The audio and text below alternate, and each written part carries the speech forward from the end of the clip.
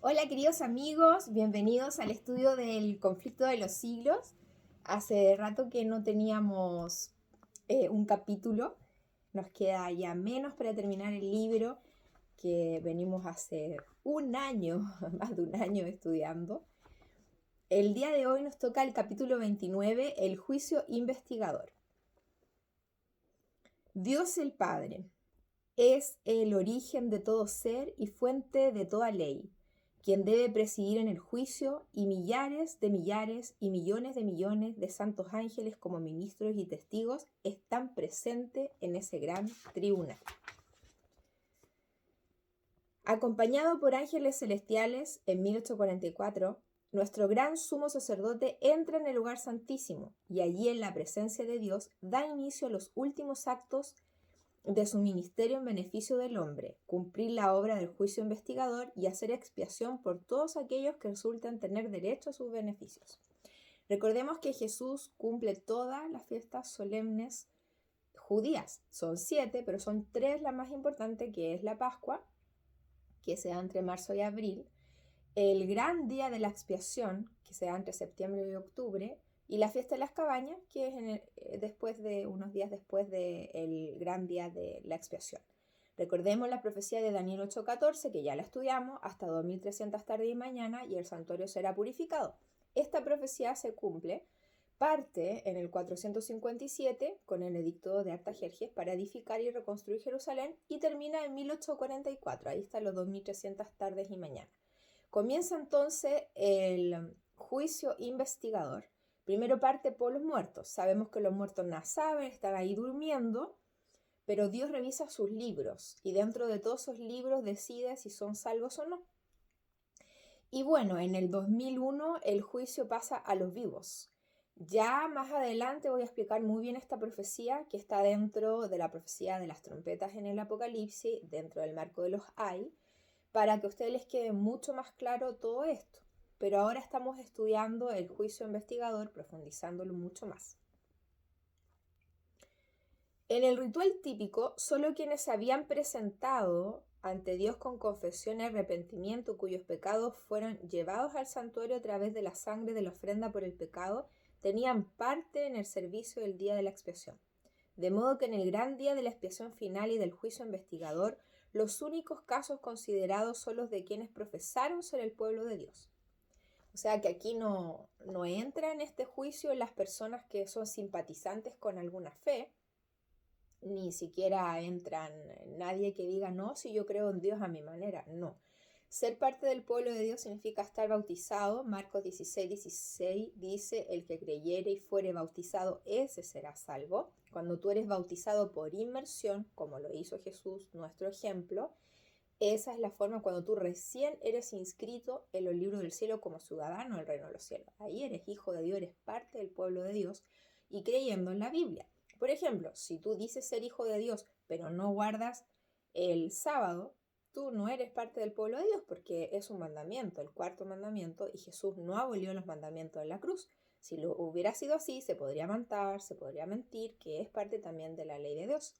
En Mateo 5, Jesús dijo, yo no he venido a abolir la ley ni los profetas.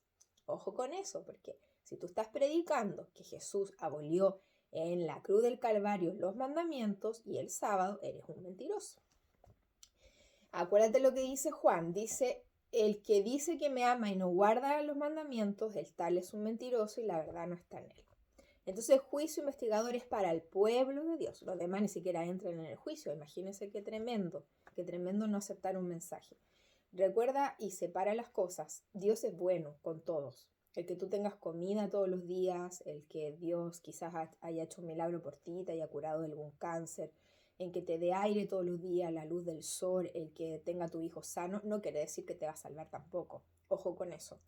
El concepto de bueno en el mundo humano te sirve para la buena convivencia día a día y Dios te sigue ayudando, pero si tú no guardas su ley, te vas a perder. Ahora, obviamente que van a haber algunas excepciones, por ejemplo, de aquella gente que no tuvo la culpa que nadie les dijo, como la gente que vive muy apartada del mundo, esas tribus que todavía quedan en el Amazonas o en el África, que nunca conocieron al Dios verdadero, pero no las tribus caníbales, porque cometieron un acto contra la ley de Dios que es matar. No ellos. Me refiero a aquellos que, si bien es cierto, 3 formas se comunica a Dios a través de la revelación de la Escritura, la naturaleza y la conciencia a través de la acción del Espíritu Santo. Ellos no tuvieron la Biblia, pero tuvieron las otras 2 revelaciones. El Espíritu Santo trabajó su mente, ellos lo aceptaron, y la naturaleza. Entonces ellos hacían las cosas de acuerdo a lo que el Espíritu Santo les iba diciendo. O sea, sabían que matar era malo, nunca lo hicieron.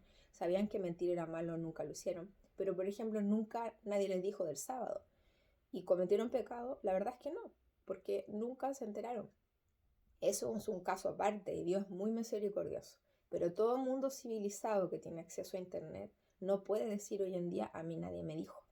Sería muy difícil, y con casos contados con las 2 manos, las personas de que viviendo la civilización no se enteraron de todas estas cosas. Más aún, en muy pocos años más, en el 2028, entre marzo y abril, se va a dictar la ley dominical. Entonces va a ser abiertamente y públicamente de conocimiento público que el sábado bíblico tiene un grupo de seguidores que guarda la ley de Dios, y está el domingo instaurado por el hombre, y ahí están los seguidores de Satanás. O sea, ahí la división va a ser súper ardua.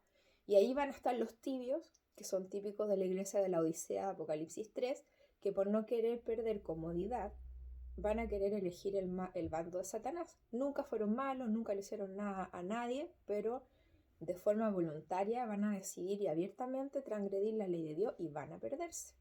Bueno, ahí tienen que disfrutar cada día como que fuera el último, porque Jesús viene al 2031 y no habrá más vida para ellos. Es muy triste, es una realidad dura que nadie nos cuenta, porque todo el mundo le gusta ver videos en YouTube donde se habla del amor, el amor, el amor, el amor.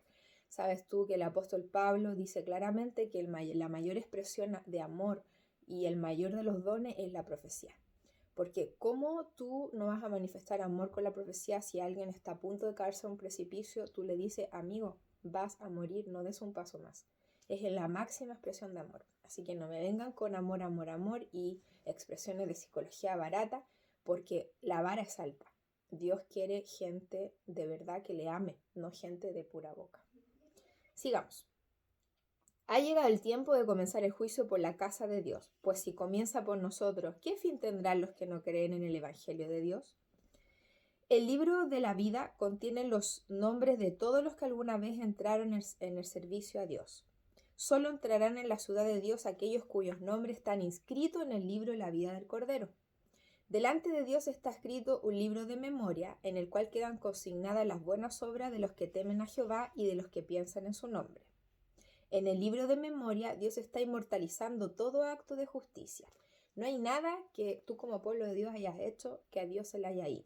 Si tú le diste pan al hambriento, salvaste una vida y le mostraste la verdad a alguien y con eso la rescataste para vida eterna, todo eso está anotado en el libro de las memorias. Tú cuentas los pasos de mi vida errante, pon mis lágrimas en tu redoma. ¿No están en tu libro? Eso sale en la Biblia.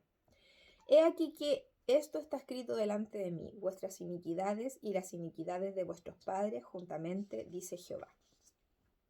La ley de Dios es la regla por la cual serán probados los caracteres y la vida de los hombres en el juicio.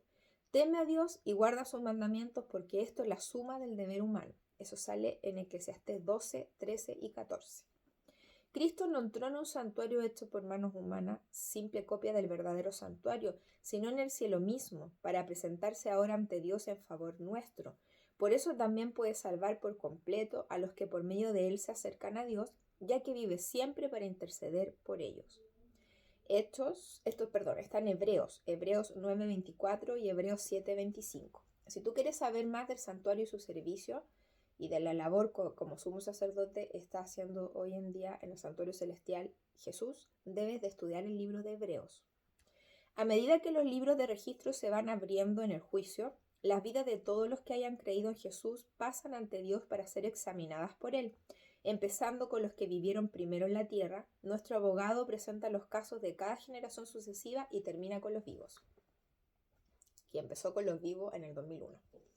Cuando alguien tenga los libros de registro de pecados los cuales no se arrepintió y no fueron perdonados, su nombre será borrado del libro de la vida y del registro de sus buenas obras será borrado del libro de la memoria de Dios. ¡Qué tremendo! Imagínate, los que durmieron están muertos desde Adán hasta, hasta nuestra época, ¿no? O sea, estamos hablando de juicio por lo vivo, empezó el 2001, pero todos los que han muerto está siendo revisado su vida. Entonces encontramos a uno que se llamaba Lucas, qué sé yo, un hebreo de por ahí. Y el Señor revisa sus obras y no se arrepintió de algún pecado que tuvo.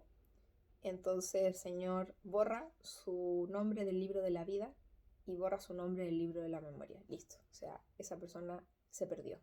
A mí me parece tremendo, tremendo. Sobre todo porque este mismo proceso se está llevando a cabo en los vivos desde el 2001. Y es escalofriante, es escalofriante. Por eso tenemos que pedirle a Dios en espíritu humillado y contrito. Decirle, Señor, muéstrame mi pecado. Muéstrame si he pecado, por favor. El Espíritu Santo me recuerde ese pecado para confesar mi pecado, arrepentirme y ser limpia ante tu presencia. Todavía hay oportunidad. Lo bueno es que Dios, cuando tú le confiesas el pecado y te arrepientes, es como que nunca hiciste ese pecado. Obviamente que si hiciste algo más grave, por ejemplo, mataste a una persona o cometiste un acto que merece cárcel, vas a tener que pagar con las leyes humanas, porque es lo que corresponde. Todo acto tiene una consecuencia. Pero ante Dios, si tú te arrepientes y tú cambias tu manera de actuar y tú eres perfecto ante el ojo de Dios, Dios hace como que nunca hubieras pecado. El que te acusa y te recuerda tu vida pasada es Satanás. Dios nunca hace eso. Éxodos 32:33. Éxodos 32:33. El Señor declaró a Moisés: al que haya pecado contra mí, a este borraré de mi libro. Eso sale en Éxodos 32:33.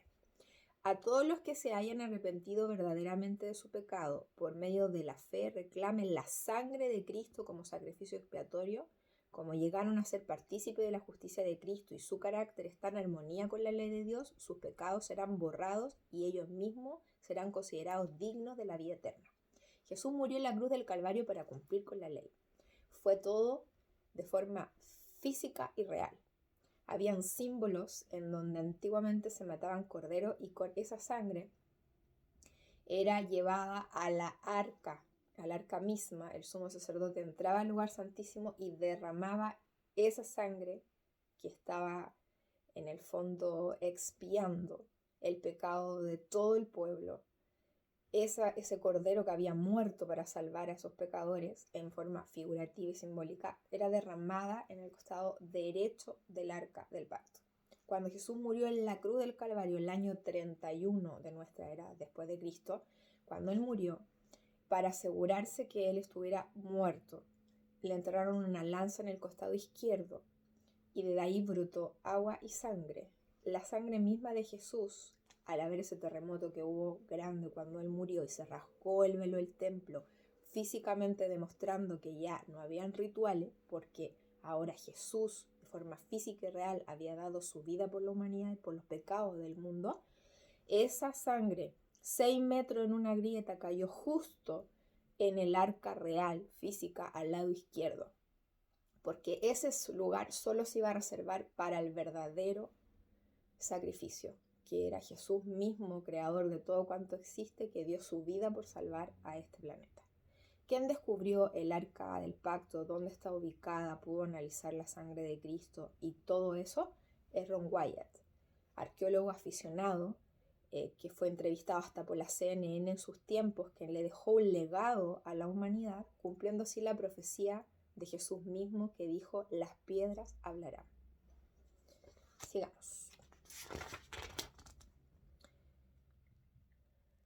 Satanás señala el registro de sus vidas, los defectos de carácter, la falta de semejanza con Cristo, todos los pecados que lo indujo a cometer y a causa de esto los reclama como sus súbditos.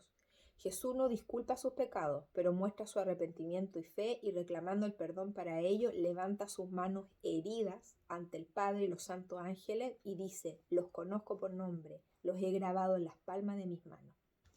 Los sacrificios de Dios son el espíritu quebrantado. Al corazón contrito y humillado no despreciarás tú, oh Dios. Salmo 51:17.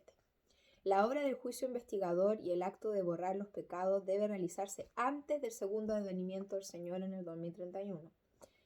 Cuando el juicio investigador concluya, Cristo vendrá junto con su recompensa para dar a cada ser humano según sus obras. En el servicio ritual típico, el sumo sacerdote, hecha la expiación por Israel, salía y bendecía a la congregación. Así también Cristo, una vez terminada su obra de mediador, aparecerá sin relación ya con el pecado y para salvar. Hebreos 9:24. En el tiempo señalado para el juicio, al fin de los 2300 días, en 1844, empezó la obra de investigación y el acto de borrar los pecados de los cuales no haya habido arrepentimiento y que no hayan sido abandonados, no serán perdonados ni borrados de los libros de registro, sino que permanecerán como testimonio contra el pecador el día de Dios. Cuando Jesús viene por segunda vez en el 2031 y vamos por 1000 años al cielo, según Apocalipsis 20, puede ser que lleguemos al cielo y no nos encontremos con las personas que creíamos que se salven. A modo ejemplo, mi esposo no se salva. Yo a él lo encuentro una persona intachable, nunca le he visto hacer nada malo, una persona perfecta, a mis ojos, perfecta. Entonces, hipotéticamente, si llego al cielo y no veo a Pablo, de hecho, capaz que Pablo muera y no sea resucitado cuando Jesús venga al 2031, yo voy a quedar con la incógnita, ¿qué hizo Pablo para perderse? Entonces el Señor me va a mostrar su libro, me va a mostrar el libro, todos los libros, el libro de la vida, de la memoria y el del Cordero. Entonces me va a decir, mira, Diana, que obviamente no me voy a llamar Diana, porque no me puedo llamar Diana porque mi nombre es pagano, Dios me va a dar un nombre nuevo. Él no se salvó por esto, tenía este pecado escondido, nunca lo confesó, nunca se arrepintió y por ese pecado se perdió.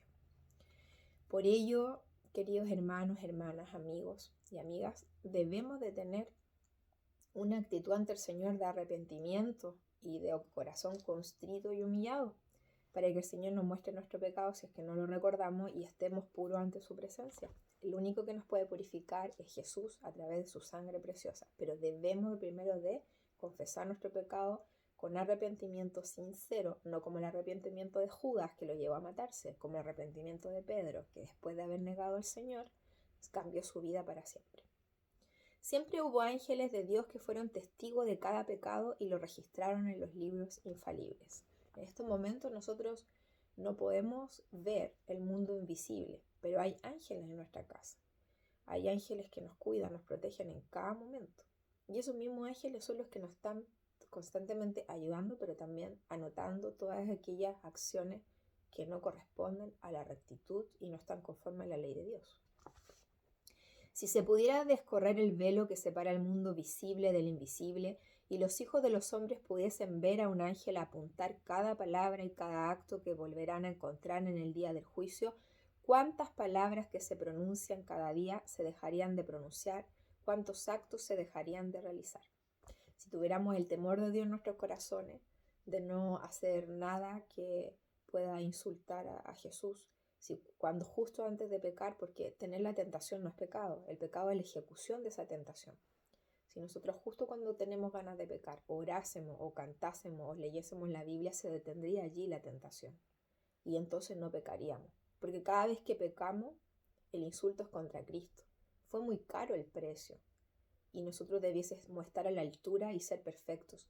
El apóstol Santiago, en el libro de los 144.000, que es el libro de Santiago, dice claramente que todo aquel que ama a Dios no peca. Y lo dice Juan también en sus cartas de primera de Juan. Solo se tiene por genuino el amor que se muestra en obras. Eso está claramente en el libro de Santiago, te invito a estudiarlo. Todo lo que se hace por amor, por insignificante que pueda parecer en opinión de los hombres, es aceptado y recompensado por Dios. La salvación del hombre se lleva a cabo un precio infinito para el cielo. El sacrificio hecho se corresponde con la más amplia exigencia de la ley de Dios quebrantada. Quien encubre sus pecados jamás prosperará. Quien lo confiese y lo deja, haya perdón. Proverbios 28:13. Si los que esconden y disculpan sus faltas pudiesen ver cómo Satanás se alegra de ello y lo usa para burlarse de Cristo y sus santos ángeles, se apresurarían a confesar sus pecados y expulsarlos de ellos. De los defectos de carácter se vale Satanás para obtener el dominio de toda la mente y sabe que si se conservan estos defectos lo logrará.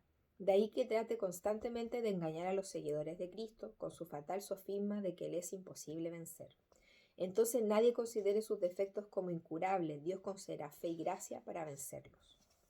Antes del diluvio, después que Noé hubo entrado en el arca, Dios lo encerró en ella y dejó afuera a los impíos. Pero por espacio de 7 días, la gente, sin saber que su sentencia estaba determinada, continuó en su despreocupada vida amante de los placeres y se mofaba de la advertencia de un juicio inminente. El Salvador dice, así será también la venida del Hijo del Hombre. Marcos 13, 35, 36, Mateo 24, 39. Ojo con esto porque es profecía.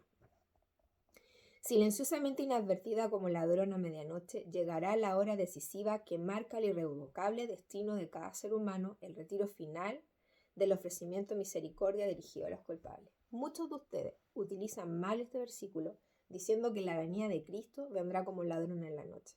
No, lo acabo de leer. ¿En qué contexto está el ladrón en la noche? Cuando se cerró el arca. El arca se cerró 7 días antes que viniera el diluvio. El fin de la gracia, a eso se refiere como ladrón en la noche. Cuando venga Jesús en el 2031 no será una sorpresa para nadie. Un año antes caerán las plagas. Las plagas, todo el proceso del fin de la gracia dura un año, literal. Cae la primera plaga y se acaba la oportunidad para todos. Se cierra la gracia. Después de un año viene Cristo, el 2031. No será una sorpresa la venida de Cristo. El mundo estará devastado por las plagas. Lo que viene como ladrón en la noche sin aviso es el fin de la gracia. Y está aquí escrito, página 545, capítulo Juicio de Investigador, del libro de Elena de White, El conflicto de los siglos. Está Marcos 13, 35 y 36 en la Biblia. Está Mateo 24, 39. Basta de ocupar más los versículos. Basta de sacar el texto fuera de contexto usándolo solo como un pretexto. Basta de usar día, hora y nadie sabe como doctrina. Día, hora y nadie sabe literal. Lo dice claramente en el libro de Elena de White, La vida, la muerte, la resurrección, los sufrimientos, el retorno glorioso de nuestro Señor Jesucristo, un libro muy poco conocido por la gente, en donde claramente ella señala que este versículo, o la versión correcta, las palabras correctas usadas desde el hebreo, o más bien desde el griego, porque el Nuevo Testamento fue escrito en griego, lo que quiere decir el versículo es dar a conocer. La versión inglesa lo muestra súper claro. Solo el Padre dará a conocer el día y la hora. Y eso es literal. A los 144.000 se les da a conocer el día y la hora. Para los demás perdidos suena la voz de trueno, pero solo los 144.000 escuchan día y hora que viene Cristo. No el año y el mes. El año y el mes lo podemos saber, lo sabemos desde muchos años. La Biblia lo enseña desde Génesis 1.1. Ahí están los 6.000 años, en Génesis 1.1. Está en toda la Biblia los 6.000 años. Hay un calendario, se está cumpliendo, no uses más los versículos. Ahora anda otra moda entre los adventistas que los adoctrinan los pastores. Lo más probable es que muchos de estos pastores ya haya pasado el hacha por ellos y ya están perdidos. ¿En qué uno se da cuenta de eso? Es que están yendo en contra del verdadero remanente. Hablan mal de Víctor San Vicens, que es el tercer Elías. Hablan cosas que no son mentiras. Mentiras, por ejemplo. Uno de ellos dice que los 4.000 años se cumplieron en el 27. Es un mentiroso porque se cumplieron en el 31. Elena de White lo dice claramente en el capítulo Una profecía significativa. Dicen cosas que no son. Primero muestran una versión de que Dios tiene un calendario, de la importancia de los 6.000 años, y después salen con otra versión diciendo, no, Jesús no va a venir en 2031. Cuando tú los escuchas a todos ellos hablar de esa manera, te das cuenta que espíritu los domina. Algunos de ellos que tienen ministerios importantes dicen, no, Jesús va a venir antes. El que va a venir antes es el anticristo, Satanás haciéndose pasar por Jesús. Ese va a venir antes del 2031. No escuches a esos pastores, porque todos esos pastores van a llevar al remanente, al que era el remanente, al que era, a la perdición. Dios ya ha sacado a su remanente, que no es una iglesia nueva, es simplemente un pueblo que está escuchando toda la verdad presente que se le ha presentado a este grupo liderado por el tercer Elías, que es Víctor San Vicens. Es profecía cumplida. La profecía del tercer Elías está en Malaquías, capítulo 4. Ahí es claramente versículos 5, 6, léelo. Claramente nos dice que vendrá este tercer Elías antes que se acabe el mundo. Jesús habló del tercer Elías, dijo es necesario que Elías venga primero, en el contexto del fin del mundo. Elena de White habla del tercer Elías en primero escrito en el capítulo El hombre de la escobilla. Este hombre vino a limpiar el que era el remanente de Dios, a purificar un pueblo para que esté preparado para el retorno de Cristo. Es el único que explica la literalidad de Daniel 11. Elena de White dijo que la iglesia adventista iba a espiritualizar la profecía y ellos enseñan que es simbólica cuando es literal. Y estamos viviendo los versículos 40-45 de Daniel 11. Él enseña la literalidad del número de los 144.000.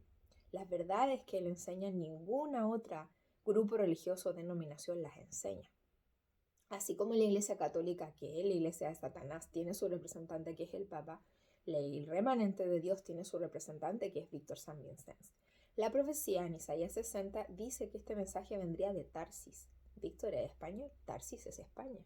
Un profeta tiene que tener sangre judía, Víctor tiene sangre judía, cumple todos los criterios que la misma Biblia y el espíritu de profecía dado a Elena de White hablan acerca del tercer Elías. El tercer Elías no es la iglesia adventista del séptimo día, ya que Elena de White en el libro Testimonio para los Ministros dice claramente he. He en inglés es él. Si hubiese querido decir que la iglesia iba a ser el tercer Elías, hubiera ocupado el pronombre it. Ocupó he, él en inglés. Por favor, estudien. Sáquense la venda de los ojos y dejen de estar engañados. Como ladrón se refiere al fin de la gracia, ya lo sabemos. Velad pues para que cuando venga de repente no os halle durmiendo. En este momento el juez de toda la tierra pronuncia la sentencia. Ha sido pesado en balanza y ha sido hallado falto. Daniel 5:27. Que no seas hallado tú falto, adventista, en donde te crees tener la verdad, pero eres la iglesia de la Odisea. En realidad eres pobre, desventurado, ciego, desnudo, eres tibio y por cuanto no eres frío ni caliente, Dios te vomitará de su boca. Seamos obedientes y atengámonos al llamado que hace la iglesia de la Odisea con amor y esperanza, en donde dice: yo estoy a la puerta y llamo. Si alguno oye mi voz, entraré a él, cenaré con él y él conmigo. Dios te invita a la gran cena del Cordero, esa que vamos a celebrar en tabernáculos en el cielo cuando nos venga a buscar el 2031. Que Dios te bendiga, que te pueda abrir los ojos y te pueda dar el discernimiento para comprender que estamos viviendo en los últimos 8 años de la historia de la humanidad. Que el Señor te bendiga y Maranata 2031.